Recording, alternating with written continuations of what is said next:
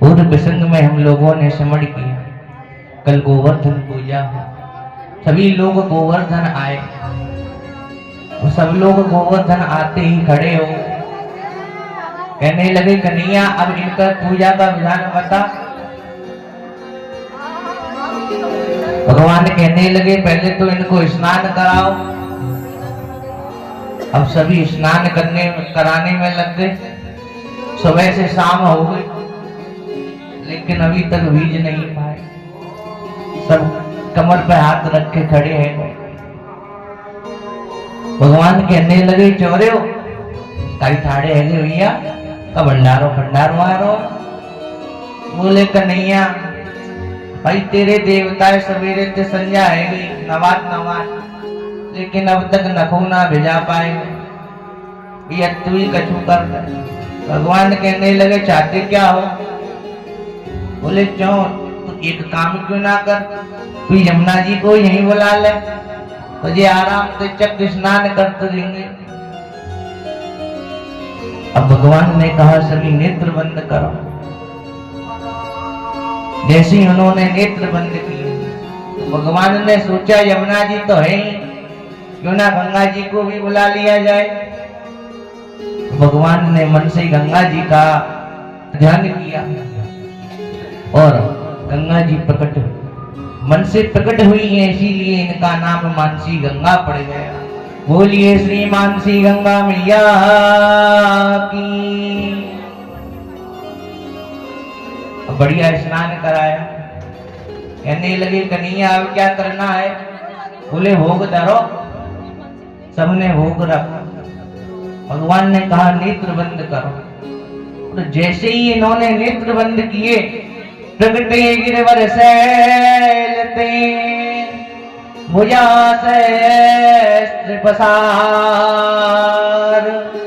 भोग किए स्वीकार सब मच गई जय जयकार। बोलिए श्री गिरिराज जी महाराज की। जयकारा लगाने लगे। तब भगवान ने कहा लाओ विश्वासी हो आने दो आने दो आने दो। इसी से उस गांव का नाम आन्योर पड़ गया। कहा भी जाता है आन्योर कुंड गोविंद, वहां पर गोविंद कुंड भी है। अतः रवि ने भोग खिलाना प्रारंभ किया। अब तो गिरिराज जी खाते जाए। तब एक सखा ने भगवान से कहा कन्हैया ये तेरो देवता तकाय जी कितने जन्मन को भूखो भैया, वो तो लग रो तिनका प्रसाद ना बचनी, तू ही कछु करवा। भगवान ने कही चुप पै जाना है तो देवता नाराज है जाएंगे, तेरी आफत आ जाएगी। बोलो भैया कहनी तो हते मेरी, सवेरे ते भूखो चूहा कुंदरे पेट में, अब कछु जावे वो तो ने का शांति मिले। तेरो देवता छोड़ दे वही बहुत बड़ी बात मानियो। भगवान ने भी शांत रहा, सबको प्रसाद मिलेगा। तो गिरिराज जी ने सवाया प्रसाद सबको वापस किया। अतः सभी ने पूजन किया। तब एक सखी की दृष्टि भगवान पर गई और गिरिराज जी पर गई। देखा सकल तो मैच कर रही है। बगल में एक सखी खड़ी हुई थी, उससे कहने लगी अरे बहन वो तो लग रो जी और कोई ना है, ये तो हमारो जी गिरिराज कन्हैया ही बन के आए। वो ललिता बोली सुनो सखी कर दम भंडा भोर, और नहीं गिरिराज जी ये है माखन चोर, और कोई ना है, ये हमारा माखन चोरी जी बन के आए वो। अब सभी लोग भगवान की छटा को देखकर कहने लगे छटा तेरी तीन लोक से न्यारी है गोवर्धन महाराज।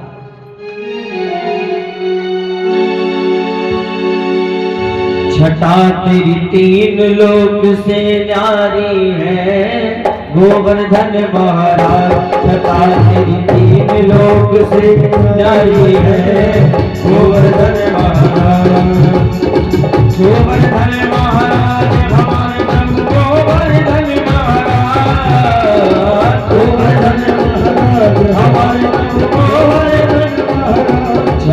तेरी तीन लोक से न्यारी है गोवर्धन महाराज। छटा तेरी तीन लोक से न्यारी है गोवर्धन महाराज।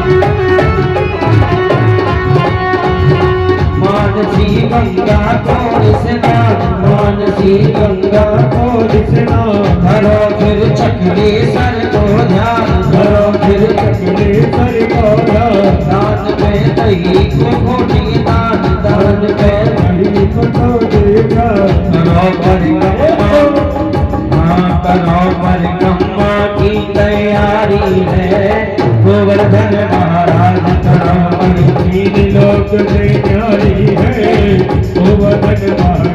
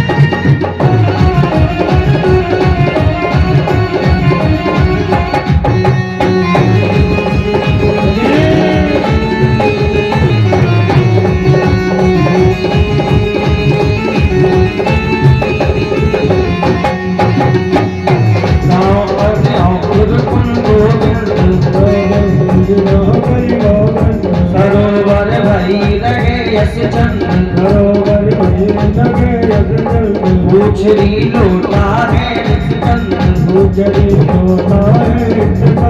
आगे जतपुरा सुखदाई है गोवर्धन महाराज। छटा तेरी तीन लोक से न्यारी है गोवर्धन महाराज।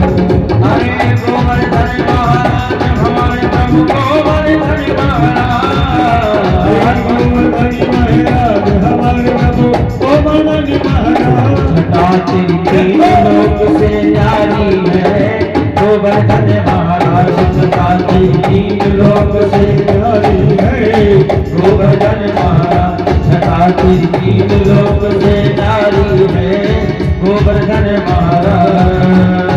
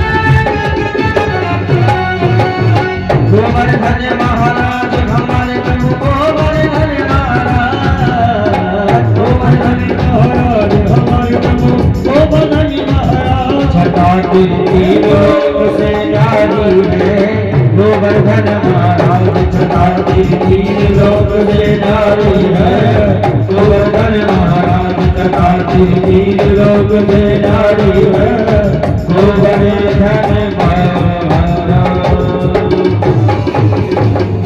बोल गिरिराज महाराज की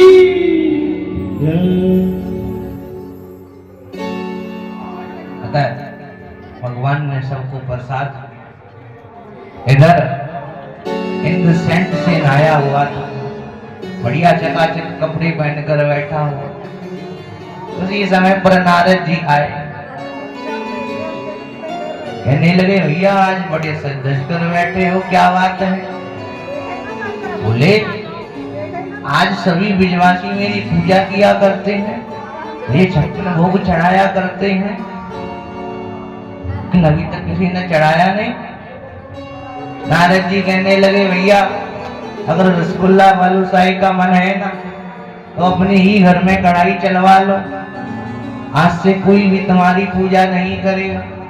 क्योंकि 7 वर्ष के बालक कृष्ण के कहने पर इन सब ने गिरिराज जी की पूजा कर दी है। ये सुनते ही इंद्र क्रोधित हो गया, सावर्तक नाम के मेघों को बुलाया और कहने लगा बहा दो मंडल को। सावर्तक मेघों ने आज्ञा का पालन किया, बहाने लगे।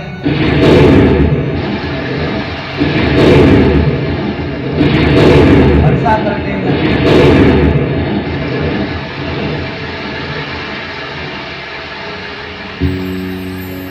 वैसे तो कल भी हमारा पवित्र हो गया, क्योंकि माना जाता है गोवर्धन पर बारिश हो जाती है तो शुभ माना जाता है।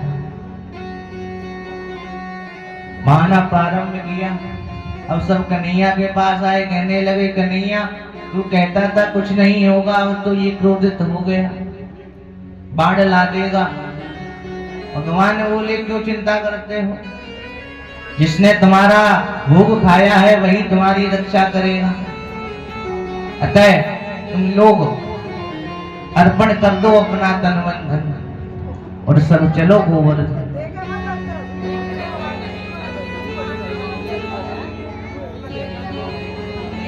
अतः सब लोग जाने लगे। भगवान ने बरसाती छत्ती की भांति गोवर्धन को नख पर उठा लिया।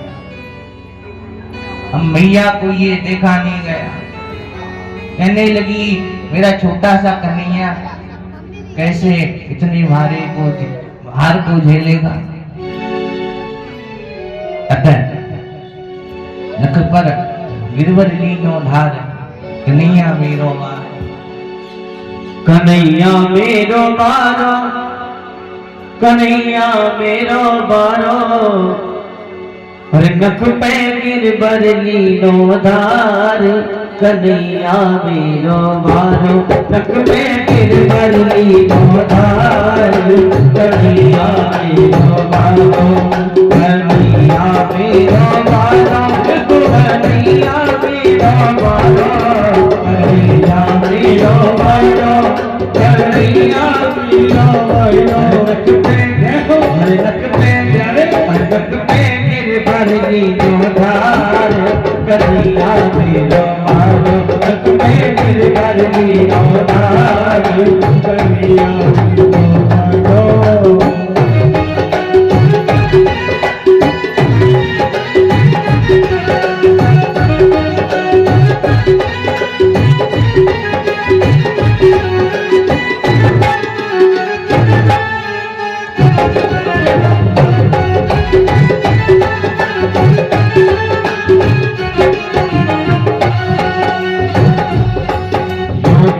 यशोदा मैया कहीं मुड़ पे न जाए कन्हैया, कहे यशोदा मैया कहीं मुड़ पे न जाए मैया, कहे यशोदा मैया एक जोर लगाओ भैया, कहे यशोदा मैया एक जोर लगाओ भैया। गिरवर में बोझ अपार, कन्हैया मेरो बारो, गिरवर में बोझ अपार, कन्हैया मेरो बारो।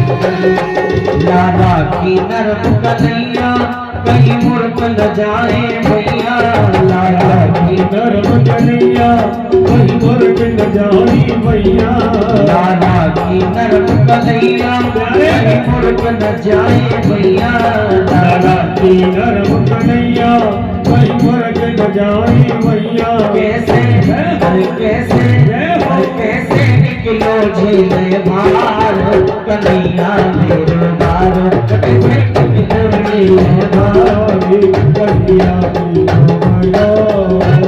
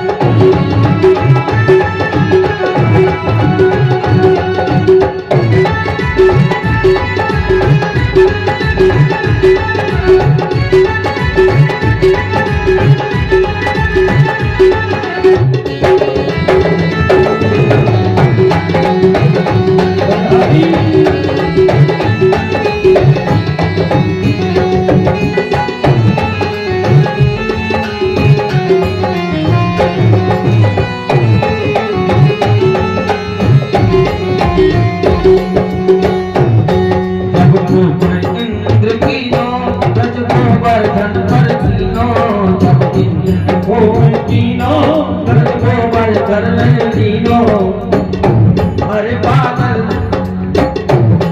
बादल बरस गए हार कन्हैया मेरो बारो तुम्हें गिरवर मेरो दार कन्हैया मेरो बारो कन्हैया मेरो बारो सावरिया मेरो बारो कन्हैया मेरो बारो सावरिया मेरो बारो तुम्हें गिरवर मेरो दार कन्हैया मेरो बारो तुम्हें गिरवर मेरो दार कन्हैया मेरो बारो तुम्हें गिरवर मेरो दार कन्हैया मेरो बारो तुम्हें गिरवर मेरो दार कन्हैया मेरो बारो तुम्हें गिरवर मेरो दार कन्हैया मेरो बारो। बोल गिरिराज धरण महाराज की जय। सब आए। भैया सोचने लगी इतने बड़े पर्वत को मेरा लाला कैसे उठा। सबसे कहने लगी अरे भैया जरा जोर लगाओ। सबने जब लाठी लगा कहने लगे एक सखा ने कहा कन्हैया अब भैया तू थक गए होगो ने कहा दिल छोड़ दे हम अब पकड़ लेंगे। सबने लाठी लगा रहा। भगवान ने कही अच्छा तो ने पकड़ के दिखाओ। भगवान ने जरा सी उंगली नीचे तो लाठियां टूट गई। सब चिल्लाने लगे कहने लगे कन्हैया पकड़ अपने गिरिराज को हमसे नहीं संभलेगा। एक दिन में 8 पैर होते हैं और 7 दिन तक भगवान ने गोवर्धन को उठाए रखा। इसी से 56 भोग की प्रक्रिया चली आ रही है। गिरिराज जी पर 56 भोग धरे जाते हैं। अतः इंद्र ने प्रवर्तक नाम के मृगों से पूछा वो तो ब्रजमंडल बह गया होगा।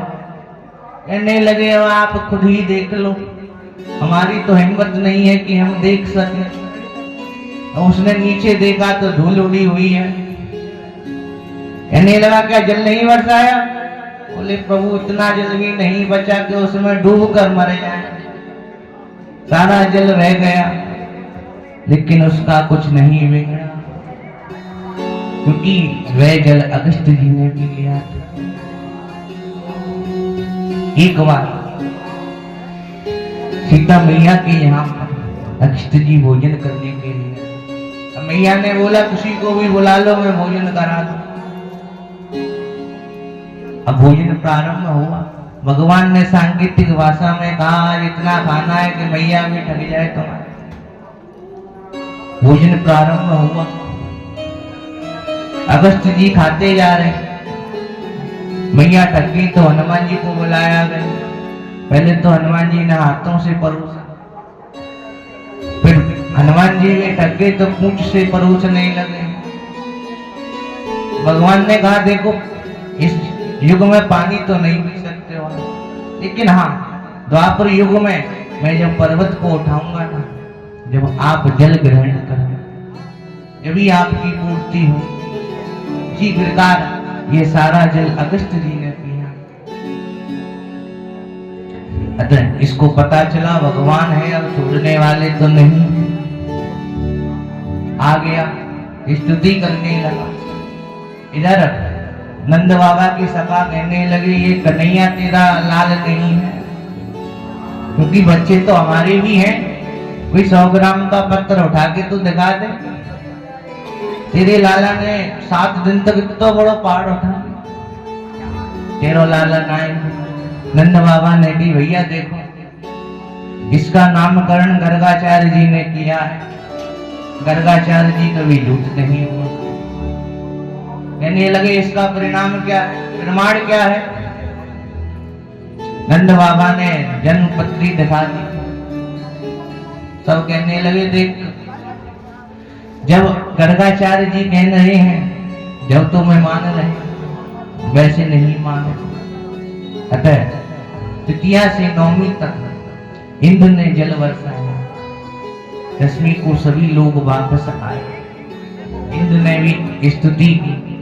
अगले दिन एकादशी पड़ गई। यह वही एकादशी है जिसको देव उठनी एकादशी कहा जाता है। हमारी एकादशियों में, सभी एकादशियों की विशेष महिमा। शास्त्र कहते हैं अन्य कोई व्रत रहो या ना रहो, लेकिन एकादशी का व्रत अवश्य रहना चाहिए, क्योंकि वो सभी व्रतों की पूर्ति कर देता है। एकादशी के दिन अन्न भी नहीं खाना चाहिए, और चावल तो विशेष तौर पर नहीं खाने चाहिए। आपको पता है चावल में दोष क्यों है? क्योंकि जब ऋषि मेधा जी थे, एक बार इन पर माता क्रोधित हो गई। इन्होंने एकादशी के दिन ही अपने शरीर का त्याग कर, फिर इनका जन्म चावल और जौ से हुआ। इसीलिए एकादशी को अन्न और चावल नहीं खाना चाहिए। एक बात और है, जैसे हम लोग दान देते हैं तो हमारी आंखें नीची क्यों हो जाती?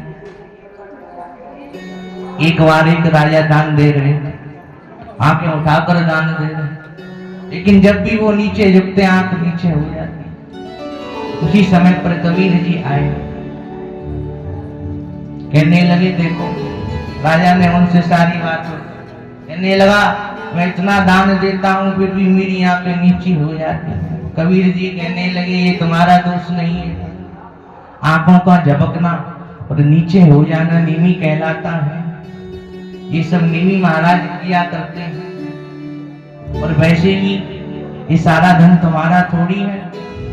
देनहार कोई और है, देवत है दिन रे,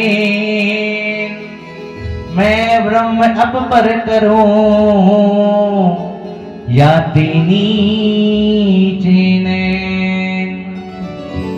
इसीलिए हमारे जो नैन है वो नीचे हो जाते, क्योंकि निवी जी कहते हैं देनहार कोई और है, देवत है दिन रेन, मैं ब्रह्म अब पर करूं जाते नीचे नैन। एकादशी को अन्न नहीं खाना। जो लोग एकादशी को खुद भी खाते हैं और दूसरों को भी खिलाते हैं, उनको ऊपर जाकर भयंकर दोष मिलता है। स्कंद पुराण में वर्णन मिलता है कि एक सत्यव्रत नाम के राजा थे, उनका एक सुंदर उपवन था। उसमें ऐसे फूल खिलते थे जो कि अप्सराओं को भी मोहित कर लेते थे। एक दिन रंभा नाम की अप्सरा नित्य की भांति फूल तोड़ने के लिए आई। अब इसने फूल तोड़ा और जाने लगी। उसी समय पर वैगन के कांटे का स्पर्श इससे हो, इसके उड़ने की शक्ति चली गई। ये वहीं पर रही। प्रातःकाल राजा भ्रमण के लिए आया, इनको देखा तो कहने लगा देवी आप कौन हैं? ये बोली मेरा नाम रंभा है, मैं स्वर्ग से आई हूँ और नित्य यहाँ आया करती थी, लेकिन आज मेरे जो वस्त्र हैं उनसे बैगन के कांटों का स्पर्श हो, इसीलिए मेरे उड़ने की शक्ति चली गई है। राजा कहने लगे देखो आपने अपनी व्यथा तो बता दी, अब ये बताओ कि ये मिट कैसे पाएगा पाप। रंभा कहने लगी यदि कोई मुझे एकादशी के व्रत का फल दे दे तो मेरे उड़ने की शक्ति वापस आ जाएगी। राजा ने घोषणा करा दी जो भी इनको एकादशी व्रत का फल देगा मैं उसे स्वर्ण मुद्राओं से सुसज्जित करूंगा। कोई इन सामने नहीं आए, कहने लगे मुश्किल से तो रहते हैं और ये फल भी इसको दे दे तो हमें क्या मिलेगा। इतने में एक ब्राह्मण देवता आए, वे कहने लगे देखो मैंने व्रत तो नहीं किया लेकिन कल से कुछ खाया भी नहीं, क्योंकि कल से कुछ खाने को मेरे घर में है ही नहीं, इसीलिए यदि इससे काम चल जाए तो मैं आपको इस व्रत का फल दे सकता हूँ। राजा ने रंभा जी से पूछा, रंभा कहने लगी व्रत तो हुआ है चाहे कैसे भी हुआ हो, इससे भी काम चल जाएगा। उन ब्राह्मण देवता ने उनको व्रत का फल दिया। राजा ने उनको स्वर्ण मुद्राओं से सुसज्जित किया। रंभा को उड़ने की शक्ति प्राप्त हुई, वहां से चली गई। तो राजा ने घोषणा करा दी आज से 8 वर्ष से लेकर 80 वर्ष तक का नागरिक नित्य एकादशी रहेगा। यदि इसमें कोई शारीरिक संबंध से दूषित है अथवा उसे कोई परेशानी है तो वो नहीं रह पाए। जो हष्ट पुष्ट होते हुए भी नहीं रहेगा उसे सरकारी सुविधाओं से वंचित कर दिया जाए। धीरे धीरे सभी लोग एकादशी निष्ठ हो गए। अब यमराज जी ने ऊपर से देखा, कहने लगे ये राजा अगर ऐसे ही व्रत कराता रहा तो हमारे नरकों पर तो ताले पड़ जाएंगे, हमारी नौकरियां छूट जाएंगी, कुछ करना होगा। इन्होंने भगवान के लिए पत्र भेजा, कहने लगे प्रभु अगर ये ऐसे ही व्रत कराता रहा तो हम तो सड़क पर आ जाएंगे, क्योंकि जब कोई नरक में आएगा नहीं तो ताला पड़ जाएगा, हमारी नौकरी चली जाएगी, आप कुछ करो। भगवान ने कहा देखो मृत्यु लोक कर्म भूमि है और मैं वहां के लोगों को कर्म करने से नहीं रोक सकता। तुम तो मृत्यु के देवता हो, क्यों ना सत्यव्रत को स्वर्ग बुला लो, पुनः प्रजा धन परायण हो जाएगी। यमराज जी ने सत्यव्रत को स्वर्ग भेज दिया। फिर कुछ तो एकादशी निष्ठ रहे, कुछ कहने लगे भैया डर से करते थे, जब सरकारी सुविधाएं नहीं मिलती तो फिर काम कैसे चलता, ना कुछ खाने को मिलता। अब वो ही चलेंगे तो अब क्या करेंगे, हम तो रहने वाले नहीं हैं। तो जो लोग एकादशी व्रत रहे वो लोग तो भगवत धाम को गए। इन्होंने एकादशी व्रत नहीं किया वो यहीं पर कीड़े मकोड़े बनकर पड़े रहे। अतः एकादशी को सबको व्रत रहना चाहिए और अपने माध्यम से दूसरों को भी रखाना चाहिए। उस दिन अन्न का त्याग कर देना चाहिए।